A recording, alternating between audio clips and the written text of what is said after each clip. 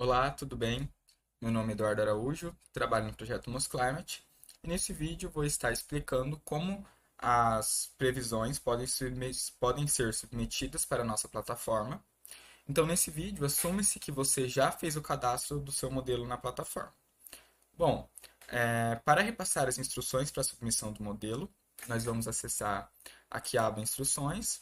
Lá no item 5, que tinha o mesmo tutorial para a submissão do modelo, se você abrir aqui e descer para baixo, você vai chegar até o item em que explica como você deve fazer a sua submissão. Então, nesse vídeo eu vou explicar como fazer a submissão usando Python. E para isso a gente vai utilizar a plataforma, a gente vai utilizar o pacote MosClient. Bom, então o primeiro passo é garantir que você tem o Python instalado na sua máquina. E para instalar o MosClient, a gente precisa do Python maior ou superior à versão 3.10. Então aqui tem algumas instruções de como você pode instalar o Python, caso você ainda não tenha. Por fim, depois de instalar o Python, para instalar o MosClient, é só usar um pip install MosClient e verifique se que você está utilizando a versão 2.1 ou uma versão mais recente da plataforma, caso esteja disponível quando você for fazer a sua submissão. Bom, e aqui eu vou utilizar como exemplo um, um de previsão, uma previsão que foi enviada no ano anterior e que está aqui nesse CSV dentro da pasta Demo Notebooks. Então agora eu vou abrir aqui no MosClient, vou abrir no VS Code, na verdade, né? O notebook aqui de exemplo.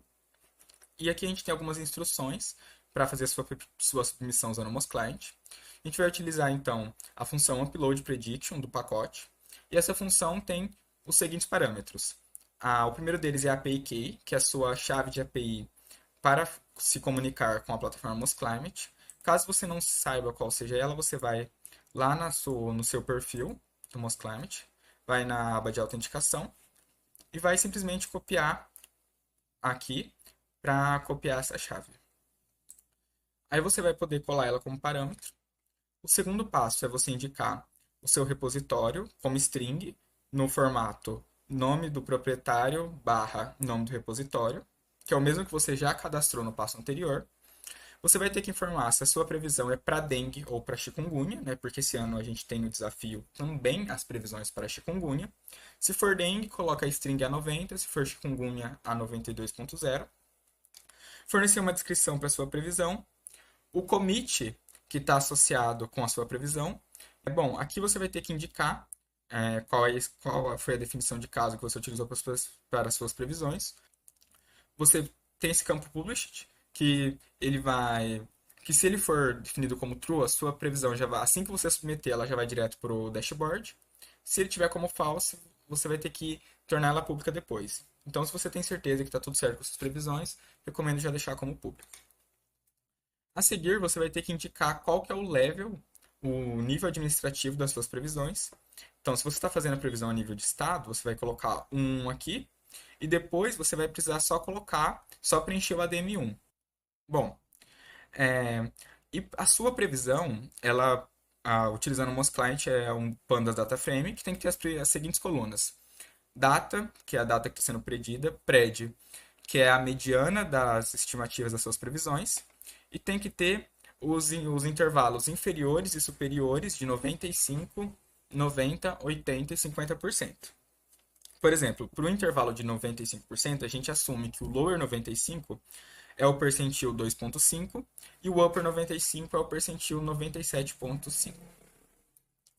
Além disso, para que a sua previsão seja corretamente aceita pela plataforma, que você consiga submetê-la sem nenhum erro, você tem que prestar atenção se esses itens foram cumpridos.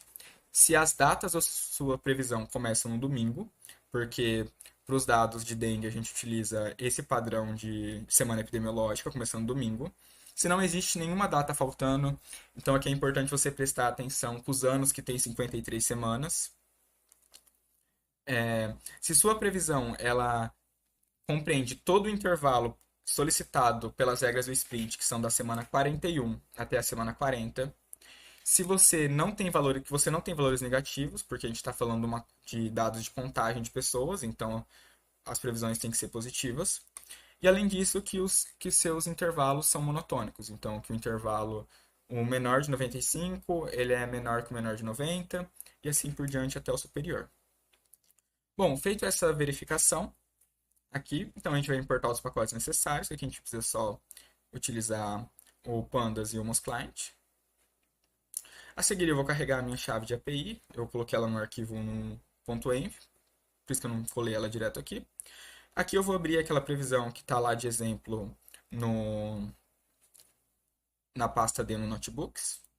Então eu vou abrir aqui, como eu falei, ela tem as datas, tem as colunas solicitadas, a coluna data, pred, lower, até o upper. Vou preencher aqui os parâmetros, então meu repositório eu vou preencher no repositório de exemplo. Aqui eu tenho a descrição do Python tutorial. Vou pegar lá o meu commit. Deixa eu só abrir aqui.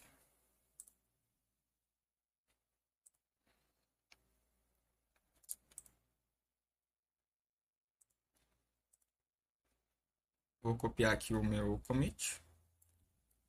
Aqui eu estou assumindo que essa previsão é para dengue. Estou fazendo a previsão a nível de estado, então coloquei o ADM level igual a 1. Coloquei o ADM1 igual a 33, assumindo que que essa previsão é para o Rio de Janeiro. Caso a definição para os casos é prováveis, porque para o MDC a gente utiliza só casos prováveis. Aqui já coloquei o publish como true. Então aqui, né, vou salvar essas variáveis e vou rodar aqui essa função.